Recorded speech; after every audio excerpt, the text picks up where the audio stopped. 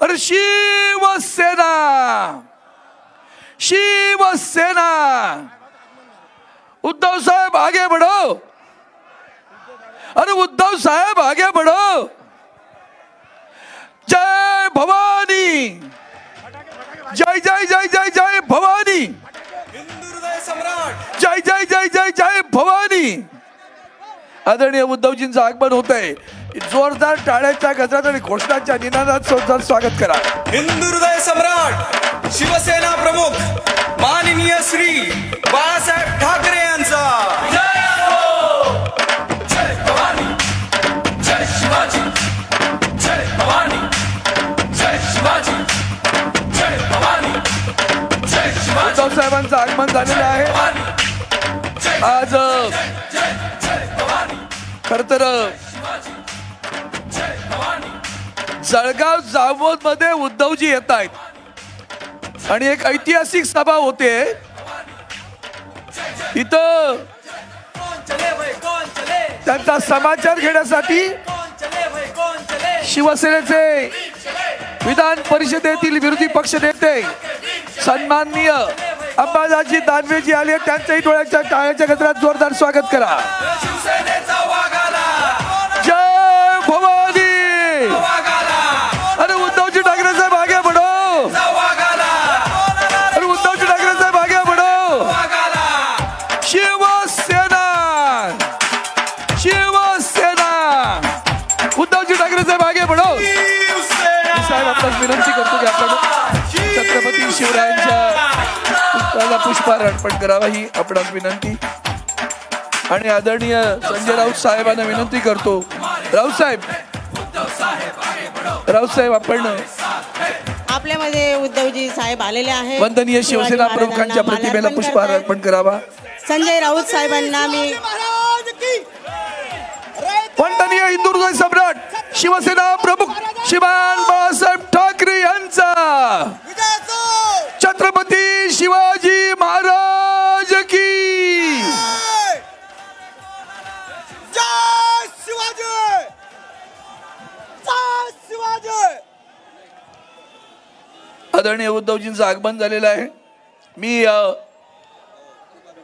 सन्माननीय विरोधी पक्ष नेते अंबादासजी दानवे यांना विनंती करतो की आपण या सभेला संबोधित करावं. अरविंदजी साहेब, मिलिंद नार्वेकर. एक मिनिट ताई, हे बोलतायत आता अंबादासजी दाई. हे आणणं ते नंतर करतो मी, मला माहिती आहे. अरविंदजी सावंत, अंबादासजी दानवे साहेब विरोधी पक्ष नेता.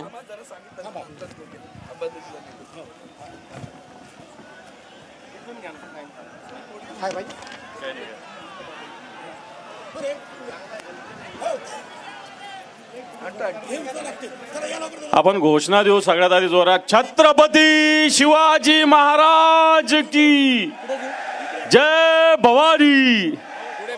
शिवसेना प्रमुख मान्य बाळासाहेब ठाकरे यांचा.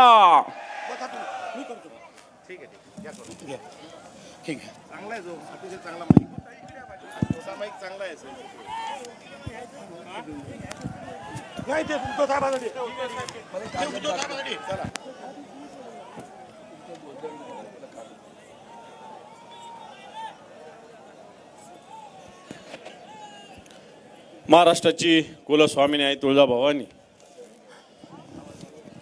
सह्याद्रीचा जाणता राजा छत्रपती शिवराय,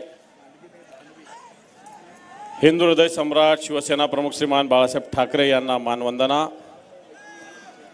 आज या जनसंवाद कार्यक्रमाच्या निमित्ताने या ठिकाणी उपस्थित शिवसेनेचे पक्षप्रमुख माननीय उद्धवजी ठाकरे साहेब, शिवसेना नेते माननीय संजयजी राऊत साहेब, अरविंदजी सावंत साहेब, उपस्थित व्यासपीठावरील सर्व मान्यवर, मोठ्या संख्येने सभा ऐकण्यासाठी उपस्थित सर्व परिसरातील उपस्थित ग्रामस्थ, नागरिक, माता भगिनी आणि बांधवांनो, खरं तर आपण बसून घेतलं तर बरं होईल. सगळ्यांनी जरा कॅमेरेवाले बसून घ्या. कॅमेरे सेट करा आणि खाली बसा प्लीज. कॅमेरा सेट करा आणि खाली बसा, मागच्या लोकांना दिसत नाही. प्लीज सगळ्या कॅमेरावाल्यांना विनंती आहे, कॅमेरामन सगळे बसतात आज या ठिकाणी जनसंवादाच्या निमित्तानं शिवसेना पक्षाच्या वतीनं ही सभा होते आणि सभा होत असताना माननीय उद्धवजी ठाकरे साहेब या संपूर्ण महाराष्ट्रामध्ये वेगवेगळ्या ठिकाणी जनतेशी जनसंवाद साधतात आणि हा संवाद साधत असताना या महाराष्ट्रातली स्थिती, देशातली स्थिती राजकीय असेल, सामाजिक असेल, शेतकऱ्याची असेल, सर्वसामान्य माणसाची असेल, याचा आवाज बुलंद करण्याचा प्रयत्न करतात. आज जळगाव जामोदमध्ये ही संवाद यात्रा पोहोचलेली आहे. बरेच जण असं समजतात की जळगाव जामोद म्हणजे आपल्या कोणाची तरी जहागिरी आहे, असं समजण्याची गरज नाही.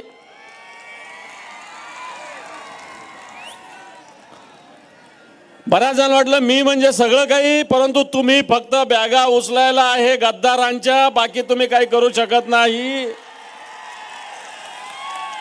एवढंच काम करा, गद्दारी केलेले आमच्यातले गेलेल्या लोकांच्या बॅगा उचला, आणखी त्यांची सगळ्या सुरतेला व्यवस्था करा, गुवाहाटीला करा, आणखी कुठं कुठं करा. वाटतं एवढंच काम तुम्हाला सोपवलेलं आहे आणि जनता या निवडणुकीनंतर सुद्धा त्याच कामाला तुम्हाला सोपवणार आहे.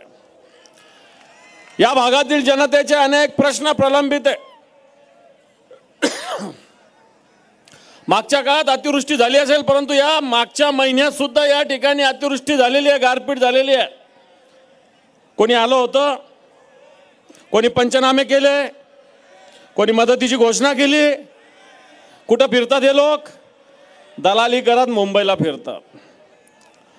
परंतु या भागात मागच्या काळात ही अतिवृष्टी झाली, मागच्या काळात ही शेतकऱ्यांचं नुकसान झालं. परंतु महाराष्ट्रात काही ठिकाणी जे फेब्रुवारी महिन्यात झालं ते नुकसान या जळगाव जामोदमध्ये सुद्धा झालं, परंतु याला विचारायला कोणीही या शेतकऱ्याला वाली नाही आहे. आणि या जळगाव जामोद असेल, हा बुलढाणा जिल्हा असेल, हा सातत्यानं शिवसेनेची ताकद देणारा, ताकद वाढवणारा जिल्हा आहे. म्हणून गद्दारी झाली असेल, गद्दार गेले असतील, परंतु या भागातील जनता सातत्यानं शिवसेनेच्या मागे राहिली. कारण उद्धवजी ठाकरे साहेबांच्या नेतृत्वाखाली या महाराष्ट्रात उद्धवजी ठाकरे साहेबांनी शेतकऱ्याची कर्जमाफी केलेली आहे. या महाराष्ट्रातील शेतकऱ्यांना न्याय दिलेला आहे.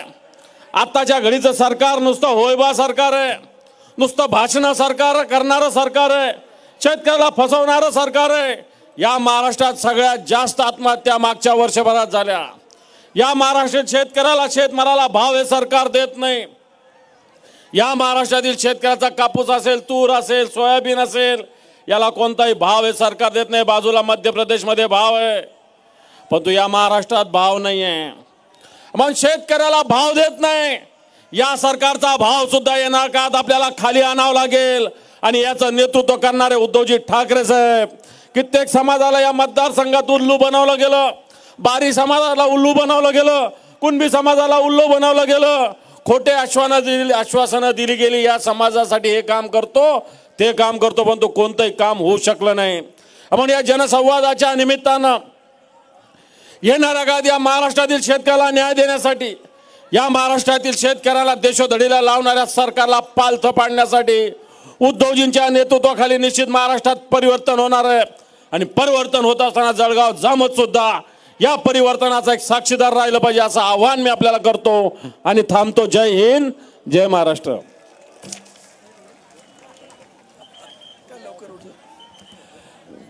आपण आज ठाऊक आहे की आदरणीय उद्धवजी ठाकरे साहेब देशामध्ये जी परिस्थिती आली त्यानंतर ज्या पद्धतीने चहूबाजूने आक्रमण करत राहिले, त्या आक्रमणाच्या वेळी एक झुंजार शिवसैनिक उभा राहिला. असा तसा उभा नाही राहिला.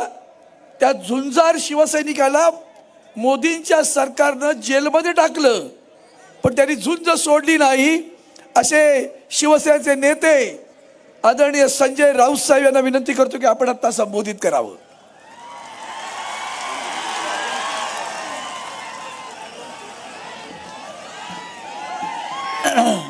आदरणीय शिवसेना पक्षप्रमुख उद्धवजी ठाकरे,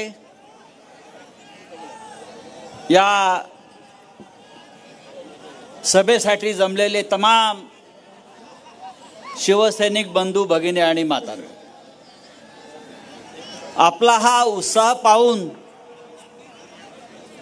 एक खात्री मला नक्की वाटते की उद्याच्या निवडणुकीत इकडला दलाल आमदार घरी बसणार. गेले 15-20 वर्ष आपण आमदाराला निवडून देत नव्हता, तर एक दलाल निवडून विधानसभेत पाठवत होता.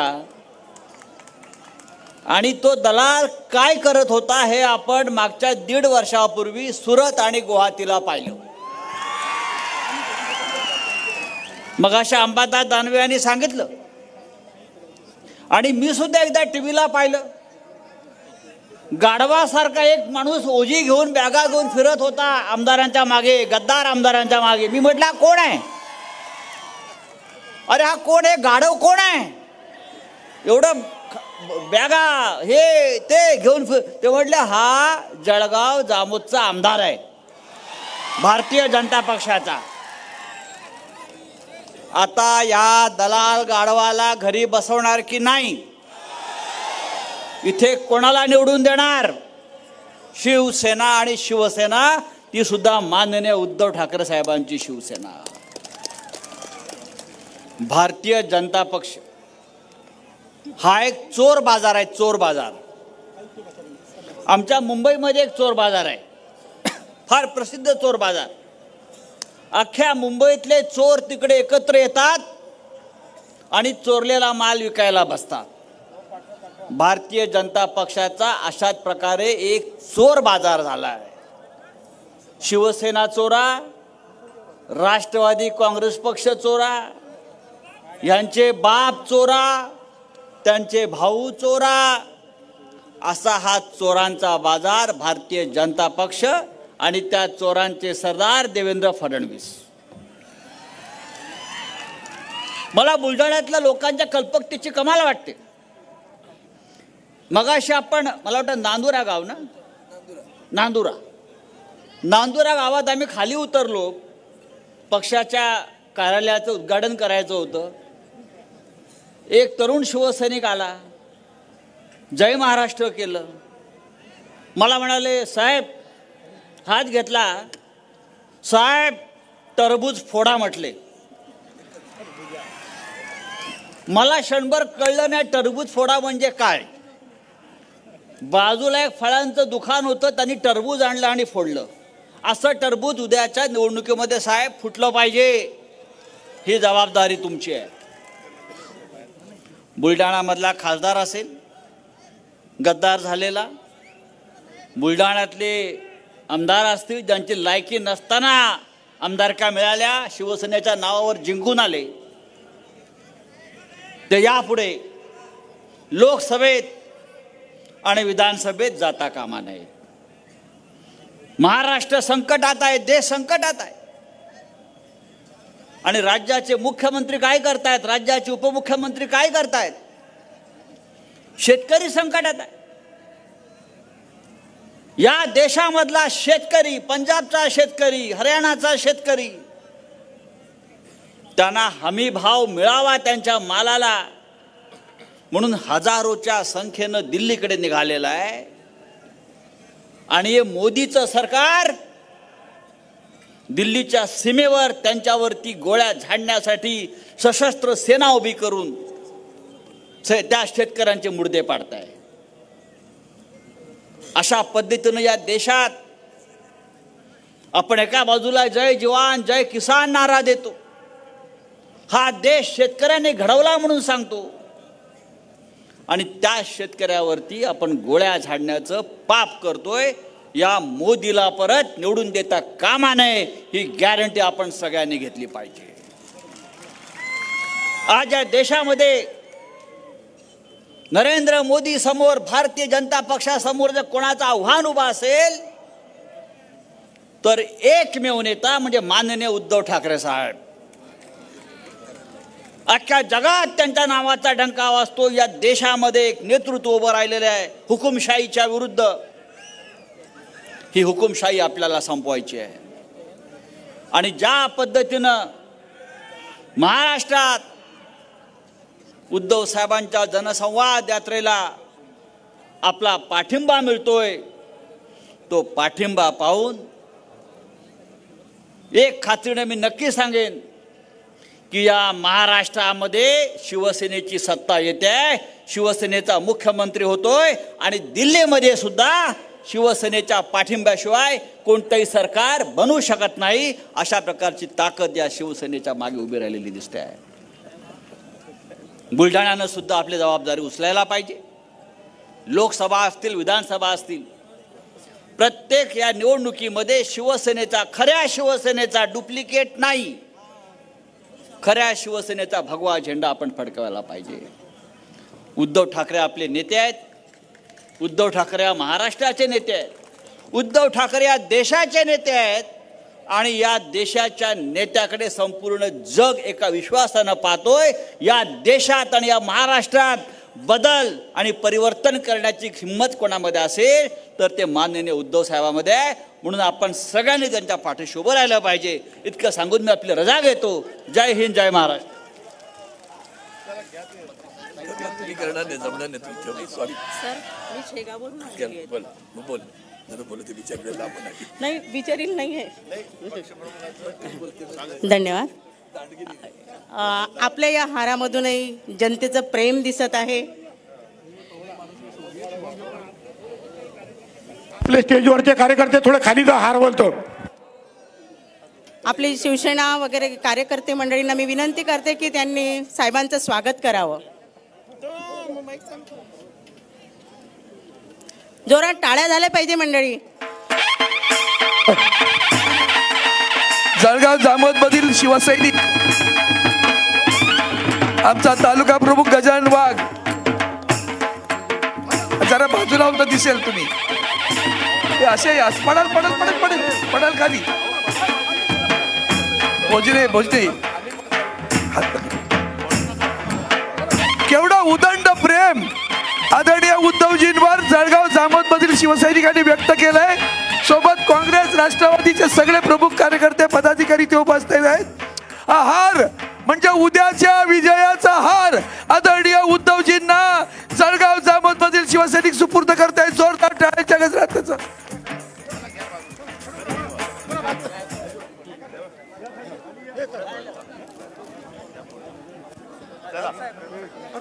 बसा बसा, आता बाजूला, आता बाजूला. ते आता यानंतर आदरणीय ज्यांची आपण वाट पाहत होता, आता आदरणीय उद्धवजी ठाकरे साहेब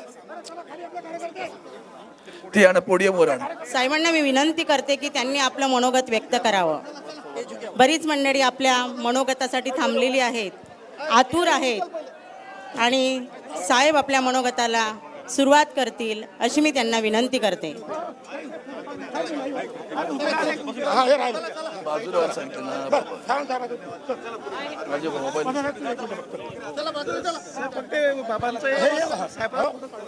आता नाही करून देतो बाजूला. यानंतर खर तर आज जळगाव जामोद मधील ही सभा म्हणजे ऐतिहासिक सभा आहे. आत्ताच येथूनच्या आमदाराचा सन्माननीय संजय राऊत साहेबांनी जो काही समाचार घेतलाय तो इतका भन्नाट आहे की त्याला झोप येणार नाही बघा, तुम्हाला सांगतोय. कारण नुसता त्यांनी समाचार नाही घेतला, त्यांच्या समाचाराला तुम्ही जो उदंड प्रतिसाद दिला तो त्याला लक्षात आलं की उद्याच्या निवडणुकीत हे शिवसैनिक आपल्याला घरी बसवल्याशिवाय राहणार नाहीत असा विश्वास तुमच्या टाळ्यांच्या गजरातून असं निर्माण झाला. आता मी आदरणीय उद्धवजींना विनंती करतो. हॅलो.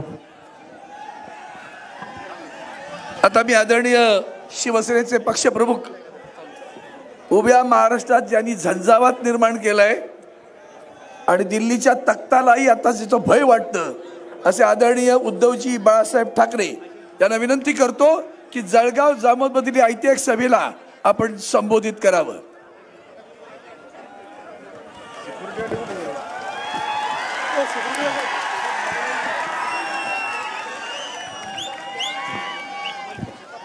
जमलेल्या माझ्या तमाम हिंदू बांधवांनो, भगिनींनो आणि मातांनो, इथून प्रतिसाद असा मिळतोय कुठपर्यंत कुठून कुठे बघायचं तेच कळत नाही. दिवसभर बुलढाणा जिल्ह्यामध्ये फिरतोय, उद्या सुद्धा फिरणार आहे. पण जो प्रतिसाद बघतो आहे तो पाहिल्यानंतर मला नाही वाटत तिकडे भाषण करण्याची गरज आहे. कारण तुम्ही सगळे पेटून उठलेले आहात. मी जो काही दौरा करतोय तो जनसंवाद नाही, मी कुटुंब संवाद करतोय. हे माझं कुटुंब आहे आणि कुटुंब, या कुटुंबाला हुकुमशाही आपल्या देशात येते याची जाणीव आहे की नाही पाहतोय. आणि माझ्या लक्षात येत आहे की तुम्ही नुसते जागे नाहीत तर तुम्ही पेटूनच उठलेला आहात. मी गद्दारांचा काही समाचार घेण्याची काय आवश्यकता आहे असं मला वाटत नाही, कारण तो घ्यायला तुम्ही समर्थ आहात. बुलढाणा हा आपला बालेकिल्ला आहे. बुलढाण्याचा खासदार सातत्याने शिवसेनेचा आणि शिवसेनेचाच तुम्ही लोकांनी निवडून दिलेला आहे आणि याच्या पुढे सुद्धा तुम्ही शिवसेनेचाच खासदार निवडून देणार आहात. राहिला प्रश्न आमदाराचा, आपली महाविकास आघाडी आहेच, त्याच्यामुळे ही आमदारकीची जागा सुद्धा महाविकास आघाडीच जिंकणार. आणि आमदार सुद्धा कसा पाहिजे हे तुम्ही ठरवायचे. संजय राऊत यांनी आपल्या भाषणामध्ये त्याचा समाचार घेतलाय. पण एका गोष्टीचं मला आश्चर्य वाटतं, हे महाशय किती वर्ष तुम्ही निवडून देताय? 3-4 वेळा दिलेले आहेत. 3. ते डॉक्टर आहेत असं म्हणतात, पण डॉक्टर असल्यानंतर आपल्या या बुलढाण्यामध्ये, विशेषतः या भागामध्ये जो खारपाण पट्टा आहे आणि त्या पाण्यामुळे इथल्या अनेकांना किडनीचा जो काही विकार घडतोय त्याच्याबद्दल या डॉक्टर महाशयाने काय केलं का? म्हणजे कुठे कुठे शोधू तुला, मिळतच नाही. आता मला मोठा हार घातला, आपण पाहिलं असेल, हे तुमचं प्रेम आहे. पण हे प्रेम एवढं प्रचंड आहे की या प्रेमाचं जो एक भार आहे तो स्वीकारणं आणि तो पेलणं हे फार अवघड आहे. माझी आपल्या चरणी एकच प्रार्थना आहे की आज जरा थांबा ना. ए दादा खाली बस रे. काय तुमच्या बरोबरीने अख्खा महाराष्ट्र सुद्धा बघतोय, बघू द्या. दिल्ली सुद्धा बघते आणि दिल्लीने पाहिलंच पाहिजे. त्यांचे डोळे पांढरे झालेच पाहिजेत, कारण उद्धव ठाकरेला संपवायचा ते प्रयत्न करतायत. ज्या शिवसेनेनी आणि ज्या शिवसेना प्रमुखांनी, देशातल्या एकमेव हिंदू हृदय सम्राटांनी, मोदीजी पंतप्रधान नव्हते, गुजरातचे मुख्यमंत्री होते आणि गुजरातचे मुख्यमंत्री असताना अटलजी त्यांना कचऱ्याच्या डब्यात टाकायला निघाले होते. आठवतंय का तुम्हाला? एकटे फक्त शिवसेना प्रमुख त्यांच्या पाठी उभे राहिले की मोदी गया तो गुजरात गया. जर तेव्हा शिवसेना प्रमुख यांच्या पाठी उभे राहिले नसते तरी आपल्याला दिसलेच नसते. आणि तेच आता आपली शिवसेना संपवायला निघालेत. मी तुम्हाला ते हाराचं सांगत होतो, हे किती उलट्या काळजाचे ते बघा. मला आजही आठवते 2014 साली एक दिवस अचानक तेव्हाचे भारतीय जनता पक्षाचे अध्यक्ष राजनाथ सिंह यांचा मला फोन आला आणि मला म्हणाले, उद्धवजी हमारी पार्टी की कल पार्लियामेंट्री बोर्ड की मीटिंग होने जा रही है. म्हटलं ठीक आहे, तुमच्या पक्षाचं मी काय करू? तर असं नाही, उद्या आम्ही आपल्या युतीचा पंतप्रधान पदाचा उमेदवार जाहीर करणार आहोत. मग म्हटलं त्याला नरेंद्र मोदी यांचं नाव आम्ही जाहीर करतोय तर ते करू ना, तुमची काय हरकत नाही ना? म्हटलं उत्तम आहे, करा तुम्ही. भारतीय जनता पक्षाने ज्या क्षणाला मोदीजींचं नाव जाहीर केलं त्या क्षणी संजय राऊत सुद्धा दिल्लीत होते. आपल्या शिवसेनेच्या वतीने त्यांचं अभिनंदन करायला गुच्छ घेऊन उभे होते. म्हणजे भाजपाच्या व्यतिरिक्त दुसरा पक्ष जर कोणता असेल मोदीजींना पंतप्रधान पदी स्वीकारण्यासाठी तयार असलेला तो म्हणजे आपली शिवसेना. राजनाथ सिंह अध्यक्ष होते, त्यांनी मग ते जाहीर केलं. आणि आज एक मी व्हिडिओ बघितला, मोदींचा सत्कार होतोय मोठा हार असाच आणलेला आहे. राजनाथ सिंह आपल्या देशाचे संरक्षण मंत्री यांनी मध्ये डोकं घालायचा प्रयत्न केला. त्यानं सांगितलं जरा बाजूला व्हा. म्हणजे ज्यांनी ज्यांचं नाव पंतप्रधान पदासाठी सुचवलं त्या राजनाथ सिंहानं सुद्धा त्याचं जवळ उभं करायला तयार नाही. हार दिसतोय मला, मी एकटाच त्याच्यामध्ये असणार. पण एकूणच भारतीय जनता पक्षाची काय अवस्था झाली मला म्हणजे भारतीय जनता पक्ष कार्यकर्त्यांचं समजू शकतो. सहनही होत नाही, सांगताही येत नाही, अशी त्यांची हालत आहे. आणि आता तर एवढे सगळे बाजार बुणगे त्यांच्या माथी बसतायत. उपरे सगळे आपले मिंदे बसले डोक्यावर, अजितदादा डोक्यावर, अशोक चव्हाण डोक्यावर, तिकडे आसाममध्ये हेमंत बिस्वा डोक्यावर.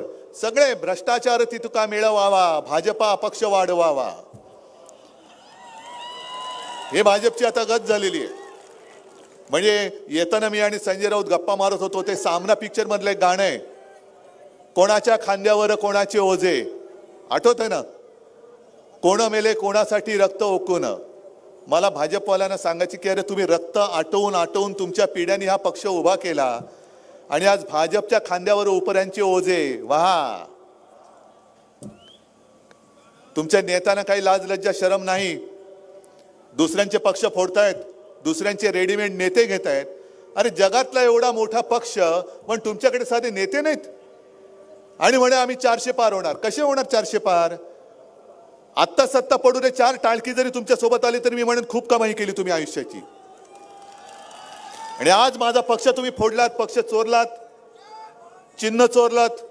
उद्धव ठाकरेकडे काही नाहीये तरी जनता का आले उद्धव ठाकरेसाठी? का मला ते आपल्या कुटुंबातील एक मानतात? चला माझं आव्हान आहे मोदीजी, या माझ्या माता भगिनी आहेत आणि हा माझा महाराष्ट्रातला जनता जनार्दन आहे, यांना विचारा तुम्हाला जवळचा कोण वाटतो? उद्धव ठाकरे वाटतो का नरेंद्र मोदी वाटतात? सांगा, जाहीरपणाने सांगा. काय बोलतायत? घराणेशाहीवरती बोलायला लागले. अचानक आहे ना, कुठून करंट लागतो कळत नाही. घराणेशाही. अहो, शिवसेना प्रमुखांचा मी पुत्र आहे, तुम्हाला माहिती नव्हतं. 2014 साली माझ्या घरी आला होता विनवण्या करायला. 19 साली विनवण्या करायला आला होता. तेव्हाही मी शिवसेनेचा पक्ष प्रमुखच होतो, आजही आहे. पण तेव्हा तुम्हाला घराणेशाही वाटली नाही, कळली नाही. मी आजपर्यंत कधी यांच्या कुटुंबावरती बोललो नाही, कारण ती माझी संस्कृती नाही, ते माझं हिंदुत्व नाही. पण जर तुम्ही तुमची पातळी सोडून माझ्या कुटुंबियांवरती बोलत असाल तर मी सुद्धा तुमच्या कुटुंबियांवरती बोलू शकतो. काल अमित शहा बोलले की मोदीजी परत आले तर घराणेशाही संपवणार. अरे घराणीच्या घराणी तुम्ही उद्ध्वस्त करतायत, शेतकऱ्याची घरं उद्ध्वस्त करतायत. घराणेशाही संपवणार. आणि पुढे ते असं म्हणाले की शरद पवारांना त्यांच्या मुलीला महाराष्ट्राचं मुख्यमंत्री करायचंय आणि उद्धव ठाकरेंना त्यांच्या मुलाला महाराष्ट्राचं मुख्यमंत्री करायचंय. शरद पवारांनी उत्तर दिलं की ते म्हणाले माझी मुलगी लोकसभेला उभी राहते, मुख्यमंत्री व्हायचं असेल तर विधानसभेला उभं राहायला पाहिजे. नाही, एवढं त्यांना कळत नाही. एवढे आंधळे झालेत, सत्तांधळे. आणि मला माझ्या मुलाला मुख्यमंत्री करायचं असेल तरी जनता ठरवेल ना, मतं दिली तर तो मुख्यमंत्री होईल. पण आमची कोणाची तशी स्वप्न नाही आहेत. पण महाराष्ट्राचा मुख्यमंत्री व्हायचं, ज्याला कोणाला व्हायचं असेल तो जनता ठरवणारी आहे. पण अमितजी, तुम्ही तुमच्या मुलाला जय शहाला जो BCCIचा अध्यक्ष केलेला आहे तो तुमच्या घराणेशाहीचा किंवा तुमचा दमदाटीचा प्रकार नाहीये. तुम्ही आमच्या मुलाबद्दल जेव्हा म्हणता तेव्हा तुम्हाला सुद्धा मुलगा आहे आणि तुमचा सुद्धा मुलगा काय त्याचं क्रिकेटमध्ये योगदान आहे? असं काय मोठं त्यांनी कौतुकास्पद काम केले? काय तो विराट असेल, रोहित शर्मा असेल, काल परवाकडे डबल सेंचुरी मारली तो यशस्वी जयस्वाल असेल, त्याचा काय हा जयशा कोच आहे? त्याचा काय प्रशिक्षक आहे? पण तुम्ही तुमच्या सत्तेच्या मस्तीमध्ये सगळ्यांना दमदाटी करून त्यांना आपल्या क्रिकेट बोर्डाचा अध्यक्ष केलात. कर्तृत्व काय त्याचं? तर मुंबईमध्ये होणारा वर्ल्ड कपचा अंतिम सामना हा त्यांनी त्यांच्या गावाला नेला, अहमदाबादला. हे त्याचं कर्तृत्व. ह्याच्यासाठी तुम्ही त्याला केलात? अरे आम्ही तर जनतेतली लोक आहोत, जनतेसमोर जाऊ शकतो आम्ही, कारण जनतेला माहिती आहे आम्ही कशा आहोत. उद्धव ठाकरे एकटा नाहीये, उद्धव ठाकरेच्या वडिलांना सुद्धा जनता ओळखते. हिंदू हृदय सम्राट उद्धव ठाकरेच्या आजोबांना ओळखते. पण अमितजी, तुम्ही तुमच्या वडिलांचं कर्तृत्व सांगा. मोदीजी तुम्ही सांगा. आणि देवेंद्र फडणवीसजी तुम्ही सांगा तुमच्या घराण्याचं काय कर्तृत्व आहे. मी इकडे काहीतरी आदवा तद्वा बोलायला आलेलो नाहीये, पण मला संताप कुठे होतो की जे प्रश्न आज आपल्या जनतेसमोर पडलेले आहेत त्यांना बाजूला ठेवून सगळेजण चाललेत मोदींचं स्वप्न पूर्ण करा, मोदींचं स्वप्न पूर्ण करा. मग 10 वर्ष काय झालं? बरं, एका बाजूला सांगतात की मोदीजी एवढं काम करतात की 24 तासामध्ये ते फक्त 3च तास झोपतात. मग 3 तासामध्ये स्वप्न पडतं आणि मोदींचं स्वप्न मोदी पूर्ण करतील, आम्ही काय करू? पण आज इथे माझे इकडे शेतकरी जमलेले आहेत. जमलेत का रे? किती आहेत शेतकरी? हात वर करा. सगळेच आहेत. अरे तुम्हाला झोप तरी लागते का रे बाबांनो? तुम्ही स्वप्न बघू शकता का रे? तुमच्या समोर स्वप्न पडायला तुम्हाला झोपच येत नाही. तुम्हाला म्हणजे मला कळत नाही की तुम्हाला कर्जातून मुक्त कसं व्हायचं ह्याची चिंता पडले. खरीप गेला, रब्बी गेला, पीक एक एक हंगामाच्या मागून हंगाम चाललेले आहेत, पदरामध्ये काय पडत नाही. आणि तरी सुद्धा तुम्हाला येऊन सांगतात मोदींचं स्वप्न पूर्ण करा. करणारात परत? मग 10 वर्ष तुम्हाला आम्ही तिकडे बसवलं, मग 10 वर्ष काय गवत उपटत बसला होतात का? 10 वर्ष मोदीजी पंतप्रधान होते ना, आता बस झालं. हे 3-4 टर्म हे आमदार होते ना, बस झालं. आता उलट इथला खासदार गद्दारी करून गेला, बरं झालं. इतरांची वाट मोकळी झाली, इतरांची वाट मोकळी झाली. कारण अनेकदा काही जण मला सांगतात की उद्धवजी काय करायचं, काय काम करत नाही, पण तुम्ही सांगता शिवसेना त्याच्या मागे आहे म्हणून आम्हाला त्याला मनात नसलं तरी मतदान करावं लागतं, खासदार बनवावं लागतं. पण आता नवीन सगळे तरुण माझ्यासोबत आलेत, जुने सगळे सोबत आलेले आहेत, इतर धर्मीय आलेत, बौद्ध आलेत, मुस्लिम आलेत, ख्रिश्चन आलेत, सगळे येत आहेत. बरं, यांचा प्रचार जो चालला होता, आपण ज्या वेळेला महाविकास आघाडी केली तेव्हा आता संजय राऊत तुम्ही काय उल्लेख केला मी विसरलो, कोणाचा उल्लेख केला रे त्यांनी? आपले उपमुख्यमंत्री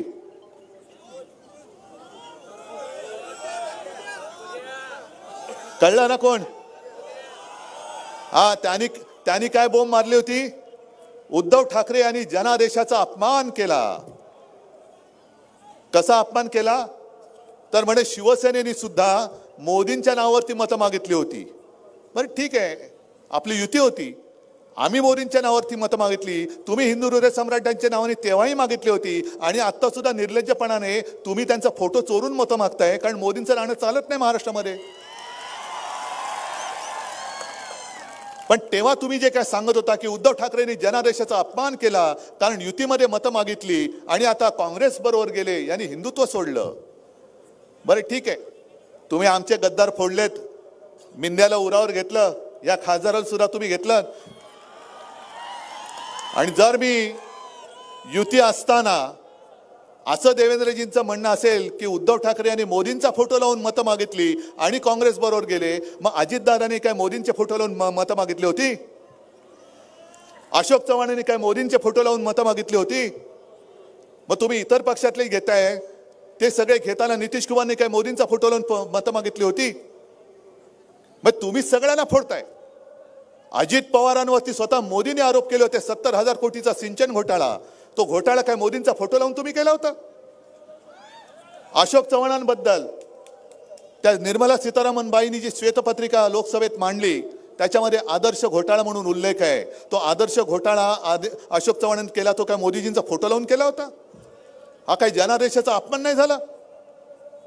पण तुम्ही केलं तर सगळं काही चालतं आणि आम्ही केलं तर ते नाही चाललं. म्हणजे तुम्ही काय वाटेल ते गोमूत्र प्यायलं तरी ते धर्म आहे आणि आम्ही पाणी पाहिलं तरी अधर्म आहे. हे नाही हिंदुत्व आम्हाला पटणार. आणि हिंदुत्वाच्या गोष्टी आम्हाला भाजपाने शिकवू नयेत. कारण या देशामध्ये हल्लीच्या काळामध्ये पहिल्या प्रथम हिंदुत्वाची दिशा कोणी दाखवली असेल तर ती एकमेव हिंदू हृदय सम्राट शिवसेना प्रमुख बाळासाहेब ठाकरे यांनी दाखवली. 1987 साली मुंबईतली पार्ल्याची पोटनिवडणूक ही हिंदुत्वाच्या विषयावरती, हिंदुत्वाच्या मुद्द्यावरती आपण लढवली आणि कदाचित संपूर्ण देशाच्या इतिहासात हिंदुत्वावरती जिंकली गेलेली पहिली पोटनिवडणूक जी असेल ती पार्ल्याची पोटनिवडणूक शिवसेनेने जिंकली होती. तेव्हा हे भाजपवाले आपल्या विरोधात होते, गांधीवादी समाजवाद होता यांचा. मग आपण जेव्हा ही निवडणूक जिंकली तेव्हा यांच्या लक्षात आलं अरे हिंदुत्व सुद्धा एक विषय होऊ शकतो. मग यांनी रथयात्रा वगैरे सगळी सुरू केली. आणि आम्ही काँग्रेस सोबत गेलो म्हणून तुम्ही बोंबलताय आम्ही हिंदुत्व सोडलं. मग नितीश कुमारला तुम्ही जे आता घेतलंय, मी तर असं कधी बोललो नव्हतं ना की संघमुक्त भारत म्हणजे RSS मुक्त भारत, असं मी कधी बोललेलो आहे? पण नितीश कुमार बोलले ते संघमुक्त भारत. मग नितीश कुमार हे काय हिंदुत्ववादी आहेत का? म्हणजे पुन्हा मी तेच सांगतोय की तुम्ही म्हणाल ती पूर्व दिशा आणि आम्ही जाऊ ती कुठली तरी वायव्य दिशा. अजिबात नाही. आम्हालाही कळतं सूर्य कुठून, हिंदुत्वाचा सूर्य कुठून उगवतो हे आम्हालाही कळतं आणि आम्ही त्या सूर्याच्या दिशेने चाललो. तुम्ही कुठल्या दिशेने जायचंय तर तुम्ही जा, तुम्ही जाऊ शकता. पण तुम्ही म्हणाल ती पूर्व, हे आम्ही मानणार नाही, अजिबात नाही मानू शकत. आज सुद्धा इकडे सगळे शेतकरी जमलेले आहे. का बाबा तुम्ही आला तिकडे? मी अनपेक्षितपणाने मुख्यमंत्री झालो. तुम्हाला तरी वाटलं होतं मी मुख्यमंत्री होईन? पण मी मुख्यमंत्री झाल्यानंतर माझ्या आयुष्याचं एक वचन, कर्तव्य म्हणून मी कोणी न मागता माझ्या शेतकऱ्याला अल्प का होईना 2 लाखापर्यंत पीक कर्ज माफ करण्याची भूमिका घेऊन केलं होतं की नव्हतं?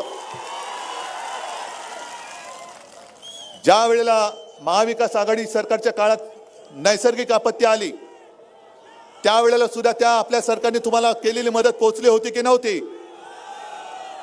मग आता मोदीजींना मी सांगतोय, आज माझ्या सोयाबीनला भाव नाहीये, मिळतोय, कापसाला मिळतोय, पलीकडे उत्तर महाराष्ट्रामध्ये कांदा आहे.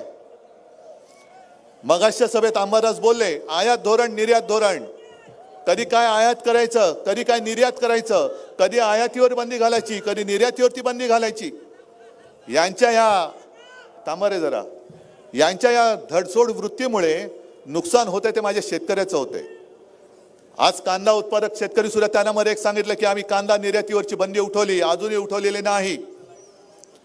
जसं तुमच्यावरती एक दुःखाचं एक डोंगर आहे तसंच माझ्या कांदा उत्पादकांवरती सुद्धा आहे. आणि मग मी मोदीजींना सांगतोय की मोदीजी तुम्ही विश्वगुरू आहात, तुम्ही देशाचे पंतप्रधान आहात. मग तुम्ही जर का खरंच शेतकऱ्यांच्या हिताची बात करत असाल तर पहिल्या प्रथम निर्यात बंदीमुळे जे अकलेचे कांदे तुमच्याकडे बसलेले आहेत आणि त्यांच्या बिनडोक धोरणामुळे माझ्या कांदा उत्पादक शेतकऱ्याचं जे नुकसान झालेलं आहे त्या नुकसानाची भरपाई जी आहे ती थेट शेतकऱ्याच्या खात्यामध्ये जमा करून दाखवा. सोयाबीनच्या शेतकऱ्यांचं जे नुकसान झालेलं आहे, कापसाच्या शेतकऱ्यांचं जे नुकसान झालेलं आहे त्यांच्या खात्यामध्ये थेट त्याच्या नुकसान भरपाईचे पैसे टाकून दाखवा निवडणुकीच्या आधी. 40 लाख कोटी रुपयाचं कर्ज तुम्ही उद्योजकांचं बँकांच्या माध्यमातून माफ करून टाकलं. 40 लाख कोटी हा आकडा माझा नाहीये, हा माध्यमातूनच आलेला आहे. 40 लाख कोटी. मग माझ्या शेतकऱ्यांनी काय घोडं मारले तुमचं? करा ना. जर तुमच्यामध्ये हिंमत असेल आणि खरेपणा असेल तर निवडणुकीच्या तोंडावरती भूलथापा देऊ नका. पहिलं तुम्ही माझ्या संपूर्ण देशाच्या शेतकऱ्याला कर्जमुक्त करून दाखवा आणि त्याच्यानंतर निवडणुकीची घोषणा करा. त्याच्यानंतर निवडणुकीची घोषणा करा. पण निवडणुकीची घोषणा करणार. आजच मुंबईमध्ये त्या भाजपच्या अध्यक्ष नड्डा बोललेत, खास करून भारतीय जनता पक्षाच्या लोकांना सांगितलंय की आता महागडी घड्याळ वापरू नका, महागड्या गाड्या वापरू नका. म्हणजे त्यांच्या सुद्धा लक्षात आले की हे कसे लुटतायत महाराष्ट्र माझा. पण नड्डाजी तुमच्या लोकांनी एवढं लुटताय आणि अजूनही लुटतायत. ही जनता काय आंधळी नाही झालेली आहे. मी अनेकदा सांगितलेलं आहे की महाराष्ट्राची जनता किंवा हा महाराष्ट्र हा धृतराष्ट्र नाहीये, हा छत्रपती शिवरायाचा महाराष्ट्र आहे. याला 2 डोळे तर आहेच, पण शिवशंभूनी जर का 3रा नेत्र उघडला तर तुमचा भाजपा जळून खाक होईल. एवढी ताकद माझ्या महाराष्ट्राच्या शेतकऱ्यामध्ये आहे. आज मुद्दा म्हणून मी तुमच्या समोर एवढ्यासाठी आलो की तुम्ही अजिबात निराश होऊन जगू नका. अजिबात निराश होऊन जगू नका. जसा उत्तरेतला शेतकरी मेलो तरी 72 आणि आज एक मारला गेला 21 वर्षाचा कवळा पोरगा हा मारला गेलाय. अनेक किती जवळपास 700-750 शेतकऱ्यांचे मृत्यू गेल्या 2 वर्षापूर्वी झाले. ते शेतकरी रस्त्यावरती उतरले होते तेव्हा. अरे आपला तर छत्रपती शिवरायाचा महाराष्ट्र आहे. आपण छत्रपती शिवाजी महाराज की जय बोलणारे आहोत. आणि आपण जर का शेतकरी आत्महत्या करायला लागले, खरं आपण दिशा दाखवायला पाहिजे. रस्त्यावरती उतरून केंद्र सरकारला आपण झुकवायला पाहिजे. ते उत्तरेतले शेतकरी झुकवतात शेतकऱ्यांना. एकदा मोदींना त्यांनी झुकवून झालंय. शेतकऱ्यांसाठी जे काळे कायदे आणले होते त्याही वेळेला हे उत्तरेतले शेतकरी ऊन वारा पाऊस थंडी कशाची तमा न बाळगता रस्त्यावरती उतरले आणि मोदी सरकारला त्यांनी झुकवून दाखवलं होतं. आता परत ते झुकवतायत. मग मी तुम्हाला विचारतोय, तुम्ही नुसत्या घोषणा देणार, आत्महत्या करणार, का मर्दासारखे रस्त्यावरती उतरून केंद्र सरकारला खाली गुडघ्यावरती बसवणार हे तुम्ही ठरवायला पाहिजे. झुकवू शकतो. आणि तुम्ही विचार करा, मी बोलतोय कशासाठी, मी कोणाची लढाई लढतोय, मी तुमची लढाई लढतोय. ही लढाई माझी नाहीये. एका बाजूला हे मिंधे, का माझं सरकार पाडलं तुम्ही, आमचं चाललेलं सरकार जे मी शेतकऱ्याची कर्जमुक्ती केली म्हणून तुम्ही पाडलं. कोरोना काळामध्ये माझ्या कुटुंबियांसारखी माझ्या महाराष्ट्राची काळजी घेतली म्हणून तुम्ही माझं सरकार पाडलं. गोसीखुर्दचं पाणी मी खारपाण पट्ट्यापर्यंत आणणार होतो, ते आणू नये म्हणून तुम्ही माझं सरकार पाडलं. काय असं मी काय केलं होतं की तुम्ही गद्दारी करून सरकार पाडलं. आता तुमच्या लक्षात येत असेल, कारण मी जोपर्यंत तिथे होतो तोपर्यंत हे लुटारू महाराष्ट्र लुटून गुजरातला नेऊ शकत नव्हते. मी नेऊ दिला नसता आणि ह्याच्या पुढे सुद्धा नेऊ देणार नाही. तुम्ही गुजरातला चांगलं मजबूत करा. गुजरातबद्दल आमचा द्वेष नाहीये. गुजरातमध्ये जर का गुजरात समृद्ध होत असेल जरूर करा, पण महाराष्ट्रात येणारे उद्योगधंदे जे माझ्या भूमिपुत्रांना इकडे रोजगार मिळाला असता, वेदांत फॉक्सकॉन आला असता तर 1 लाखापेक्षा जास्त नोकऱ्या मिळाल्या असत्या. एअरबस आली असती तर आणखीन नोकऱ्या मिळाल्या असत्या. असे अनेक उद्योग मुंबईमधून सुद्धा ते डायमंड मार्केट त्याने अहमदाबादला नेलं. गुजरातला सगळं गुजरात. आम्ही काय करायचं, शेतकऱ्यांनी माझ्या महाराष्ट्रातल्या काय फक्त आत्महत्या करायची. आणि तुम्ही आमच्याकडे निवडणुकीत आल्यानंतर आम्ही तुम्हाला मतं देऊन आमच्या पायावरती धोंडा पाडून घ्यायचा, हा जुलूम आम्ही सहन करायचा. म्हणजे मतं देताना आम्ही आणि उद्योगधंदे गुजरातला. आज सुद्धा विदर्भामध्ये आणि विशेषतः बुलढाण्यामध्ये दुष्काळजन्य परिस्थिती आहे. महाराष्ट्रामध्ये मराठवाड्यात सुद्धा आत्ता या क्षणाला सुद्धा टँकरने पाणी पुरवावं लागतंय. कुठेत मोदीजी? हे सरकार आपल्या दारी म्हणणारे हे तिकडे मुजरा करायला जातात, दिल्लीत मुजरा करतात, पण आमच्या गावामध्ये काय करता तुम्ही? गोंधळ घालता. दिल्लीत मुजरा आणि गावात गोंधळ. पण इकडे उद्योगधंदे येऊ द्यायचे नाहीत. जे येणार आहेत, जे आहेत ते उचलून गुजरातला घेऊन जायचे. आणि तरी महाराष्ट्रातल्या लोकांकडे तुम्ही निर्लज्जपणाने मतं मागायची. आणि तुम्हाला काय वाटतं, बेशरमपणाने महाराष्ट्र पण तुम्हाला पुन्हा तिसऱ्यांदा निवडून देणार? हे सगळं असह्य मला होतंय, तुम्हाला होतंय की नाही हे विचारण्यासाठी मी फिरतोय महाराष्ट्रामध्ये. माझ्यासाठी स्वतःसाठी नाहीये, पण हे सरकार पुन्हा तिसऱ्यांदा निवडून आलं तर महाराष्ट्राला हातामध्ये भिकेचा कटोरा घेऊन गुजरातच्या किंवा दिल्लीच्या दारामध्ये उभं राहावं लागेल. मग तुम्हाला तुमचं ठरवायचं, तुम्हाला हक्काची कमाई पाहिजे का भिकेचा कटोरा पाहिजे हे तुम्ही जनतेने ठरवायचंय. महाराष्ट्र स्वाभिमानी आहे. महाराष्ट्र हा नेहमी संकटामध्ये देशाला दिशा दाखवतोय. त्याची दुर्दशा करणारे तुमचे 2 बाप दिल्लीत बसलेत. त्यांना पुन्हा तिसऱ्यांदा आम्ही निवडून देणार नाही हा निश्चय करून आपल्याला रस्त्यावरती उतरावं लागेल. थापा मारायच्या तर खूप मारता येतात. खास करून मी महिलांना सांगतोय, कारण आता मोदीजी यायला लागलेत. आजपर्यंत कधी संकट काळामध्ये पंतप्रधान महाराष्ट्रात आले नाहीत, पण वारंवार येत आहेत. पुन्हा आता 28 तारखेला येत आहेत. मध्ये 19ला येणार होते, आता 28ला येत आहेत. मधल्या काळामध्ये मला कळलं जे स्वप्न मी दाखवलं होतं मुंबई महापालिकेच्या माध्यमातून ते आपण पूर्ण केलं. सागरी किनारपट्टा तो आहे तिकडे कोस्टल रोड पूर्ण करतोय आपण. म्हणजे करणारी मुंबई महापालिका, पण त्याचं श्रेय घ्यायला येत आहेत पंतप्रधान. मला आनंद आहे. आम्ही काम करतोय. महापालिकेने कोरोना काळात सुद्धा रात्रंदिवस काम केलं म्हणून मोदीजी तुम्ही उद्घाटनाला येऊ शकताय. पण स्वप्न जे आम्ही पाहिलं त्याची पूर्तता म्हणजे फक्त फीत कापण्याचं काम तुम्ही करताय. म्हणजे मला एक बरं वाटलं की उद्धव ठाकरे जे बोलतो ते करून दाखवतो याची गॅरंटी द्यायला माझ्या देशाचे पंतप्रधान येत आहेत. ही उद्धव ठाकरे गॅरंटी आहे. मी ज्या वेळेला हातामध्ये सत्ता नव्हती त्याही वेळेला शेगावला आलो होतो. देता की जाता शेतकऱ्यांचा मोठा मेळावा झाला होता. शेतकऱ्यांना कर्जमुक्त करा ही पहिली मागणी संपूर्ण देशात त्यावेळेला शिवसेनेने केली होती. आणि मी मुख्यमंत्री झाल्यानंतर ती मागणी मी पूर्ण करून दाखवली होती. आणि माझा प्रयत्न असा होता की शेतकऱ्याला हमी भाव तर मिळेलच, पण तो जे काय पिकवेल ते विकलं गेलंच पाहिजे या दिशेने माझी वाटचाल सुरू होती. म्हणजे शेतकऱ्याला कर्जबाजारी होण्याची गरजच राहता कामा नये. कारण मला कळतंय की शेतकरी गरीब आहे हे काय वेगळं सांगण्याची गरज नाही, पण तो स्वतःची जमीन गहाण टाकतो, घर गहाण टाकतो, पत्नीचे दागिने पत्नीचे मंगळसूत्र गहाण टाकतो, बैलजोडी असेल तर बैलजोडी गहाण टाकतो.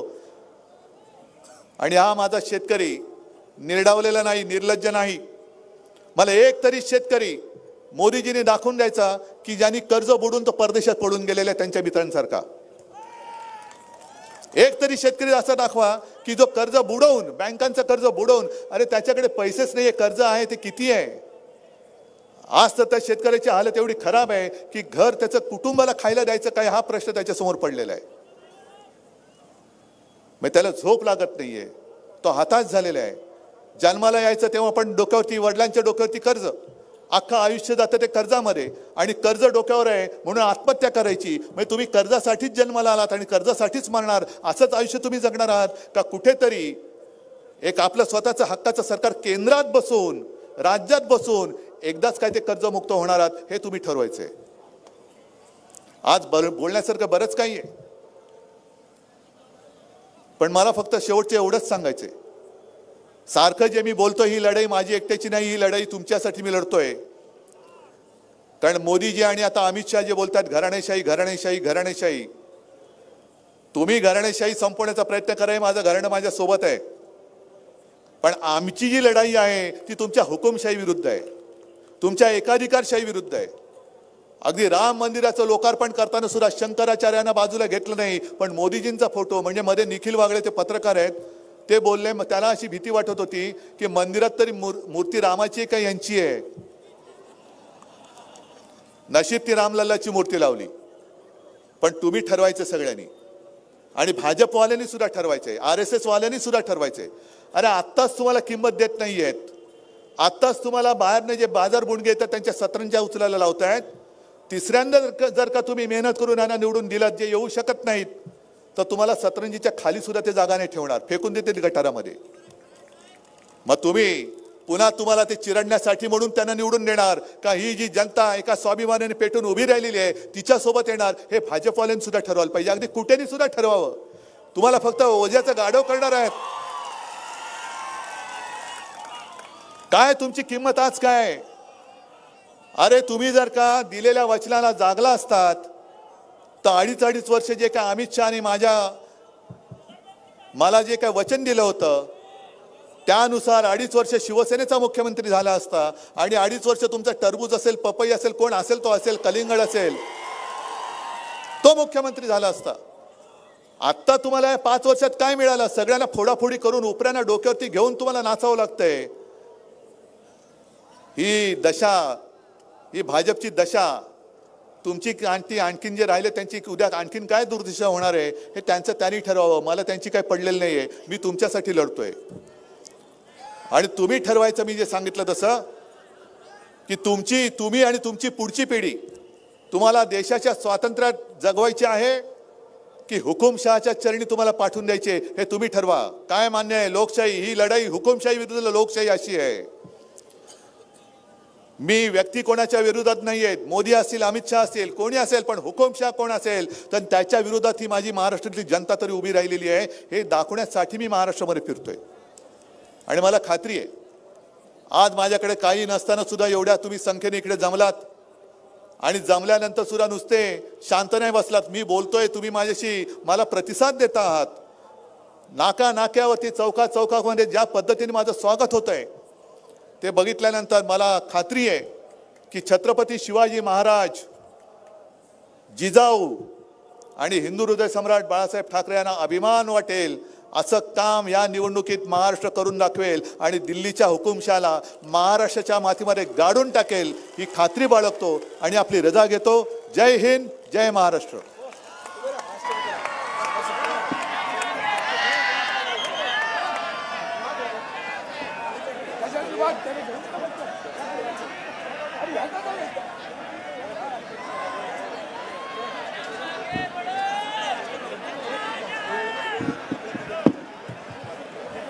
या ठिकाणी ज्या निवेदन द्यायला आले त्यांना वरती पाठवा. मी राष्ट्रगीत सुरू करायचं आहे आपल्याला. आपण सर्वजण शांतपणे उभे राहून जोरदार जे आदरणीय उद्धवजींनी आवाहन केले ते राष्ट्रगीताच्या आवाजातून त्याला प्रतिसाद द्या. राष्ट्रगीत शुरू करेंगे. शुरू कर. जनगण मन अधिनायक जय हे भारत भाग्य विधाता. पंजाब सिंध गुजरात मराठा द्राविड उत्कल वंग. विंध्य हिमाचल यमुना गंगा उच्चल जलधि तरंग. तव शुभ नामे जागे तव शुभ आशीष मागे.